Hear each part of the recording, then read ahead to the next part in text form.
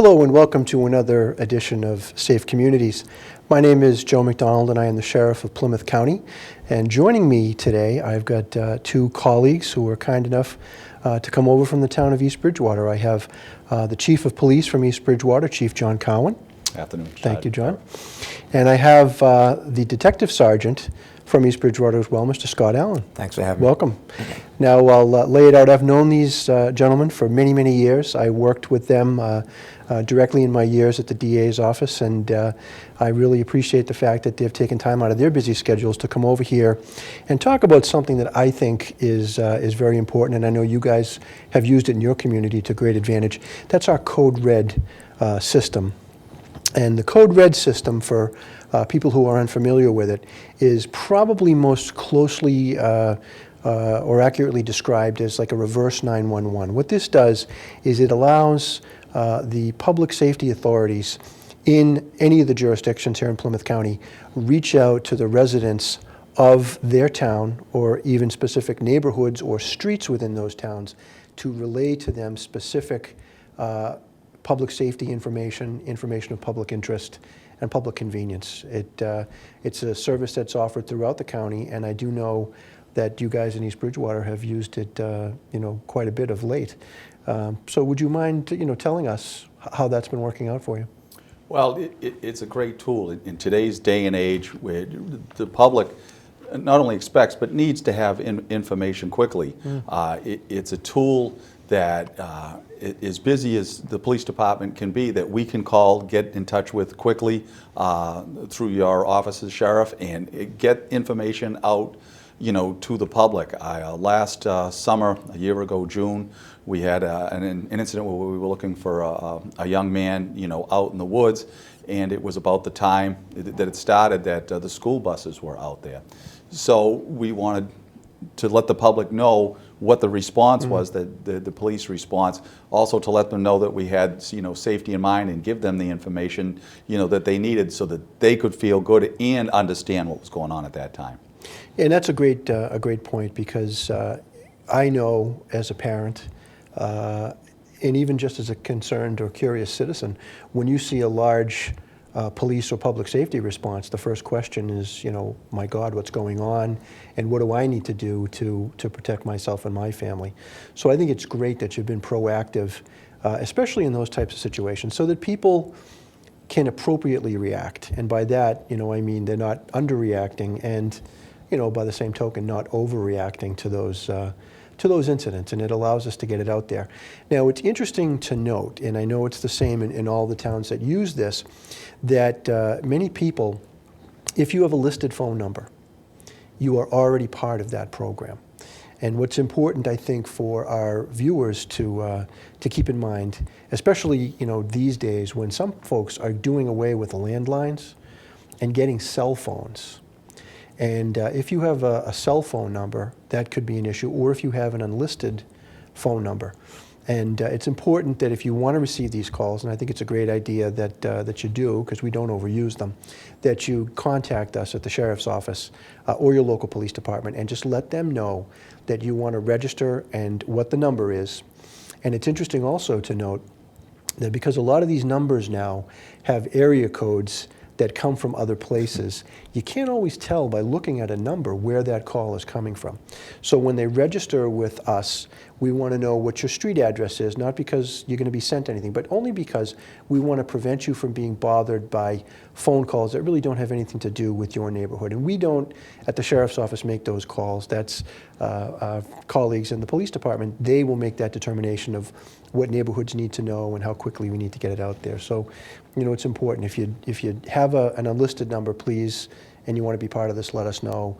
And if you have a cell number, again, let us know. Do you find that you have folks in the community that are liking this or asking you how to get involved? Absolutely. One of the things, especially in today's day and age, people want to know what's going on, in their hometowns. And if you just have your home line registered, that's the phone that's going to ring. You might get a voicemail when you get home, but by having it attached to your cell phone, you can get that information and know, hey, this is what's going on. Maybe, I have to be detoured off my street and have to get home another way. So all that information, is important. And people today want to know that. And I think, with the cell phones now, the way they are, and the use by people, it's just a great tool. Yeah, and that's important to know, too. Sometimes it could be something as pedestrian as road closures. How do I get back to my neighborhood? Or there's a gas leak here. Have you found that to be the case, Scott? Yeah, I mean, it's not always a critical emergency, and I think that's what's what's great about this tool is that when you have a closure because of a bridge being out of service or some kind of gas leak, nothing that would rise to the level of a suspect running through the woods. But for those public safety information needs, it's a great tool. I mean, people all the time we see now. Everyone's on Facebook and Twitter during an emergency say, hey, what's going on 123 Main Street? The ability to dictate where that message goes out, is just a great tool. And like I said, it's not only there for emergencies, but for notifications for what we believe to be pertinent information that the community needs to be made aware of. That's great. There's an old saying that says that knowledge is power, and I think in this instance, knowledge is not simply power, but it's also safety, and it lets you know how it is that that you need to react and not overreact or underreact. It's interesting to know too that we've gotten. I'm sure you guys have some stories, and I'll ask you about those, where these calls have been used for purposes like so many other things that we do. We know. We have some purposes that we think it's going to be good for, like letting people know about those situations. But law enforcement situations, sometimes the situation arises. We had a couple of situations, once in Middleborough and once, it's interesting to note also that not only do we run this system through our office for Plymouth County, we also do it for Bristol County as well.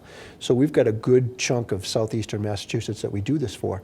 But down in Bristol County a couple of years ago, and a year and a half or so ago in the town of Middleborough, they used those reverse 911 calls to solve motor vehicle homicide hit and runs.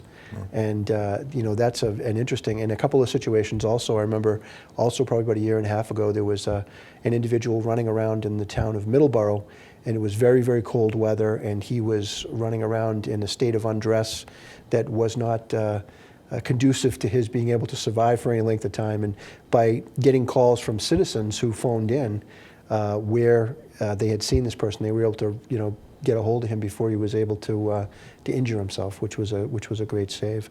Any situations that you guys would like to talk about where that's been used in the town? I mean, I know recently we had actually within the last 2 weeks we had a subject that was going through the woods, and having this tool, it wasn't always available to us. So, we as sergeants, supervisors, I find myself now, jumping in the back of my head or saying, hey, to the dispatcher, let's get on the phone, let's set up a call. And when we did have a situation where we were able to put it out to a specific area, and it didn't lead to the direct arrest, but it helped lead to a clue that led us to know that a suspect was no longer in the area, had fled the area, and then we were able to track him down. So it's definitely something that as it gets utilized more, we become more aware of it in the field, because you've got a lot going on out there as an officer reacting to certain things. Sometimes we don't always think of all the tools on our tool belt, but it's absolutely just a huge benefit, a resource to have. It does, and it gives you so many eyes and ears in addition to the ones that you have with your guys on the ground who were there at a situation. Especially, I remember one from a few years ago, a gentleman missing, got reported missing and, had wandered off, and, the calls, that we were getting stayed close to the center of town, so we felt that the gentleman, was somewhere in the center of town, so we didn't end up really expanding the search, and ended up the gentleman, by just going in and out of business and stuff, we found him at the library. He was just sitting in the library warming up. So he really hadn't traveled far, but the phone call allowed us to keep that search in a smaller area rather than starting to expand it, because at one point when we first got the call, we really had no idea where he was because we weren't sure how long he was gone for. Right, yeah, and you see in the movies a lot of times, and movies sometimes do emulate real life, that when you, I'm thinking of the movie The Fugitive with Tommy Lee Jones, and when that character, the Harrison Ford character, escapes, and they're sitting there on the board, and if he's on foot, how far could he be, and they're drawing these circles. This is so nice because you don't have to do that, and you can concentrate your resources bring those to bear where you're most likely to find that person. And this time of year, wintertime, can be very, very hazardous if someone's not dressed appropriately, or someone is not is having a cognitive issue and might be lost or confused. This can be very, very important. Well, it also gets the information out there quickly, and you have that many more eyes that are taking a look outside to see, hey, and then they understand that person, somebody's looking for them. Yeah.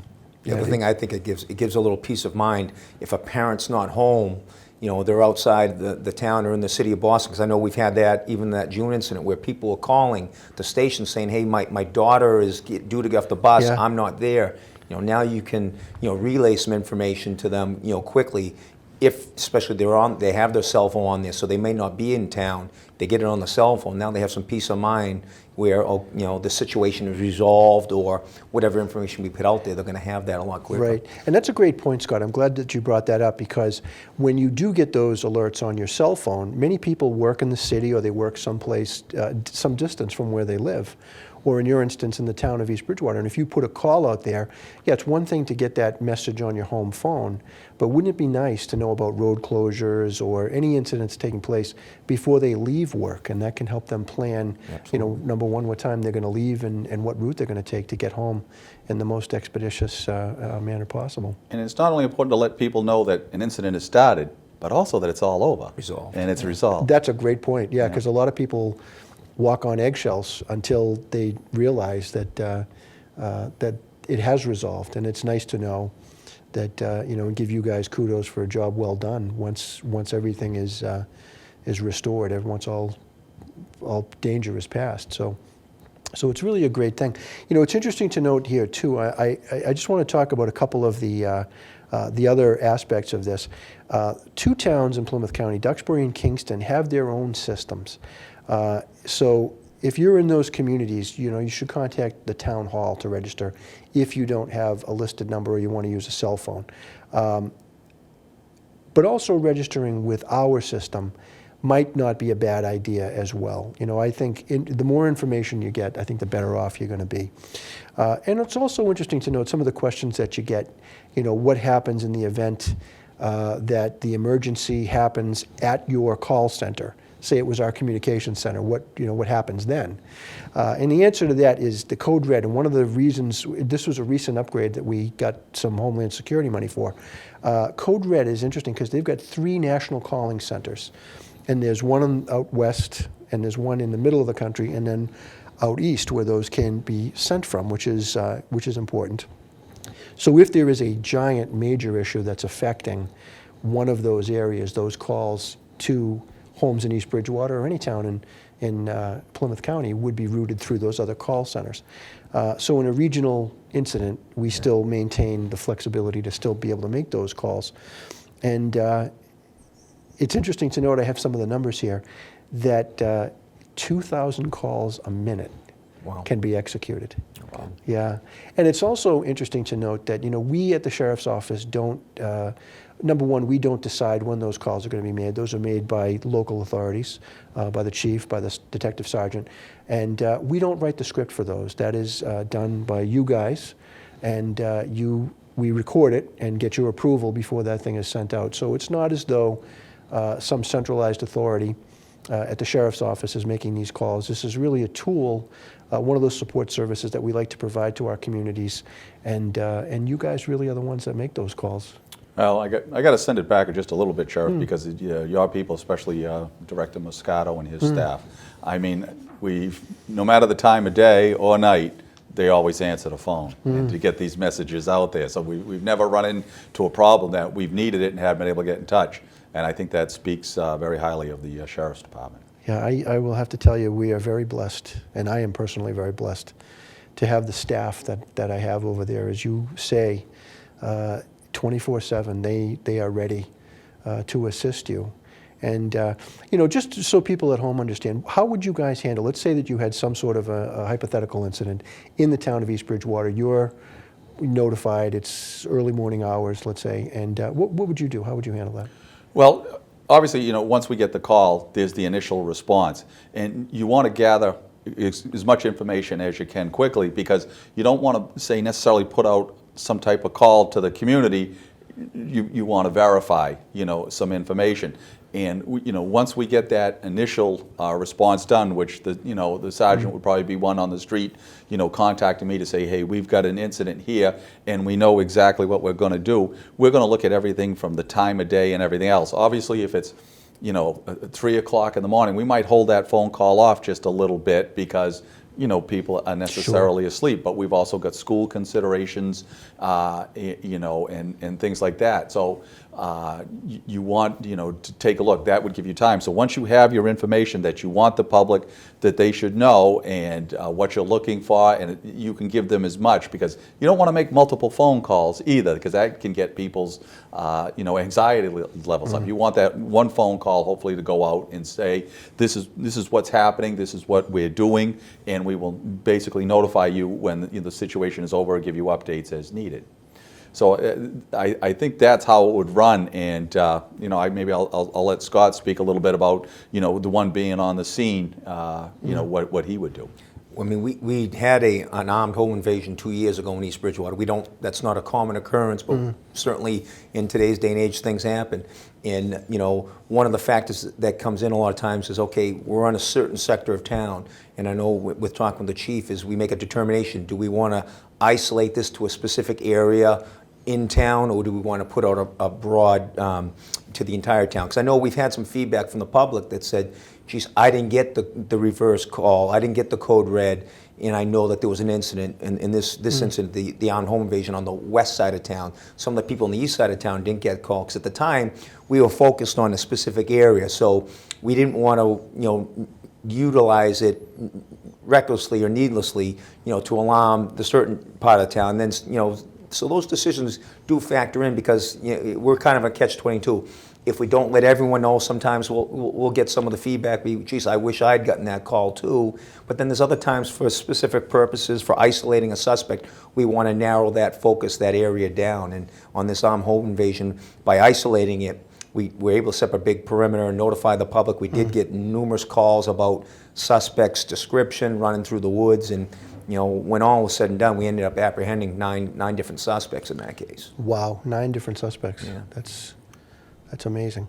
And it's also, what's great about that, and I'm glad that I asked the question the way that I did, and I'm glad that you guys answered it that way, because what that shows, and what's important for people to know at home, is that you guys don't utilize this system capriciously. A lot of thought goes into this, and a lot of thought goes into, number one, what information we're going to put out there, because it's got to be reliable, and number two, we don't want to be waking people up in the middle of the night that we don't have to, but at the same time, we also want to have considerations that we're concentrating that information to the people that really need to know that. And it's a town by town call, and occasionally, I remember several years ago, there was an escape from the Bridgewater Correctional Facility. And some of the towns were very proactive and wanted code red calls, and some towns, not in Plymouth County, but some towns didn't do those calls for whatever reason. And we did get some calls complaining to us that they weren't notified. So this is something, that we need to be conscious of as regional professionals, and make sure that we get on the same page with some neighboring communities, because sometimes these incidents are larger than our single communities. Well, that's true, and not only that, but in today's day and age of the social media, if you don't get the correct information out there quickly, somebody's going to put some type of information out there, and that may not be helpful to us. Right.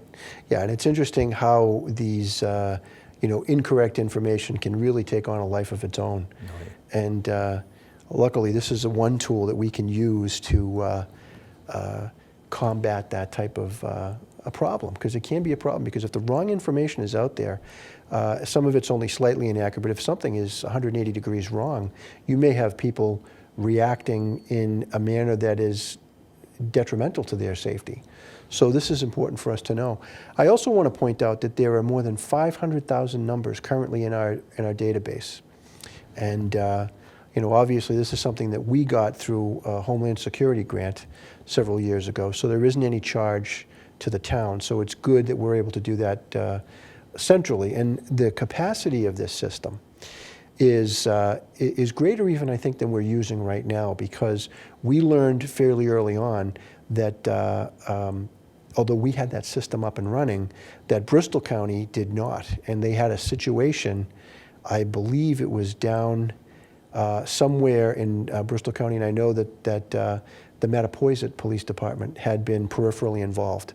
And their suggestion was to, for the Bristol County folks to utilize the system. That's when we found out that Bristol County didn't have it.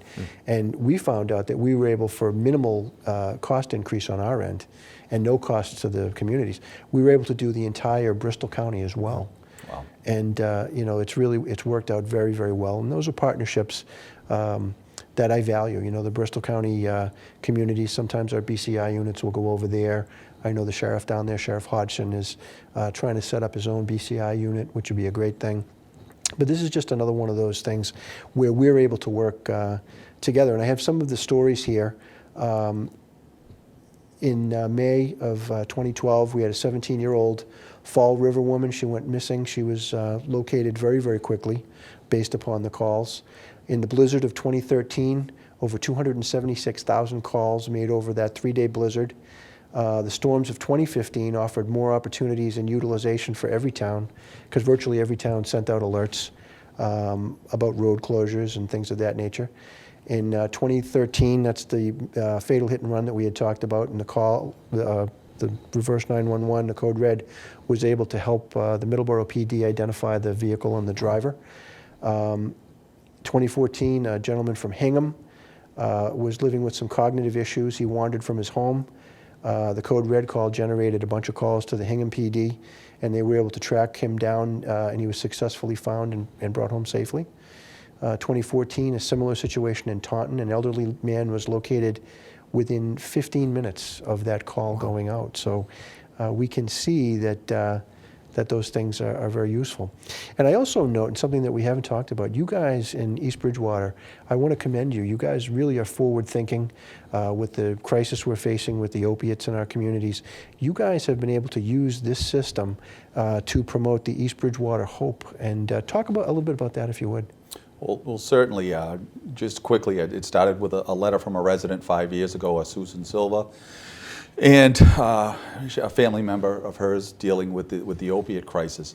And it's grown to where we've reached out into the community, where the East Bridgewater Police Department is basically a spoke in the wheel, but with the schools, with town government, with the Council on Aging, the Brockton Mayor's Opiate Group, we've established an outreach center that opens up on 2 Thursday nights, the 1st and 3rd of every month. And we're trying to, help people not only that are suffering from addiction, but families and friends too. And I'll let Scott talk quickly about Yeah, please, what's Scott, going on. tell us. Obviously, the opioid epidemic we're going into our 2nd decade now with it, and this is really started in the late 90s. Today, I don't know any person who isn't touched somehow, some way, either by a close family member, friend, or someone they know, by this epidemic. We're trying to be innovative in East Bridgewater and our partner communities. We're part of a coalition that involves the 3 Bridgewaters: West Bridgewater, East Bridgewater, Bridgewater, Whitman, Hanson. Abington has a coalition that's jumped on board now. We have the Brockton overdose, the coalition, it's the Brockton Opiate Overdose Prevention Council, which is directed by Hilary Dubois from High Point Treatment Center and her team. And what we've tried to do with our drop-in center is, instead of going to a house for an overdose and post-overdose handing out pamphlets and information, we're trying to proactively get resources that can help a substance abuse user who's suffering, or the family members and friends of those users, prior to it getting to that level where there's an overdose. So our thought and what we developed was this outreach center where we brought all of our partners from the treatment recovery organizations. We have volunteer angels who are in recovery themselves. We have the police department, the schools. We have a town selectman that sits on our group.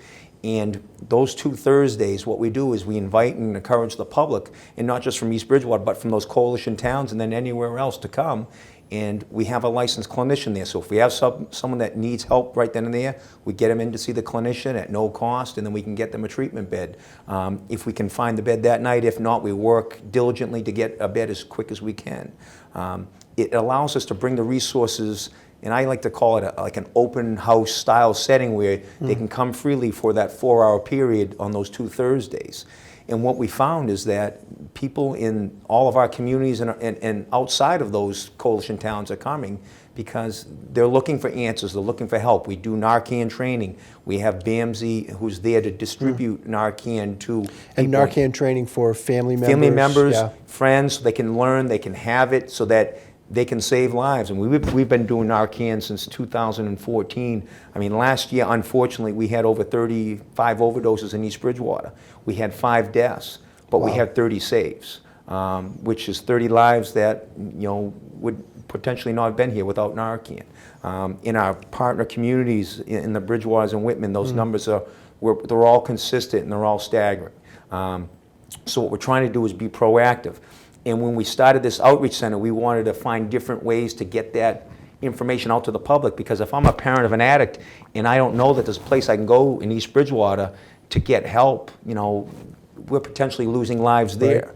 So we utilize your notifications system because it's not just for emergencies, and we as a board and EB Hope and the police department, we believe it is an emergency because it's an epidemic. I mean, people are dying at, you know, alarming, unbelievable rates.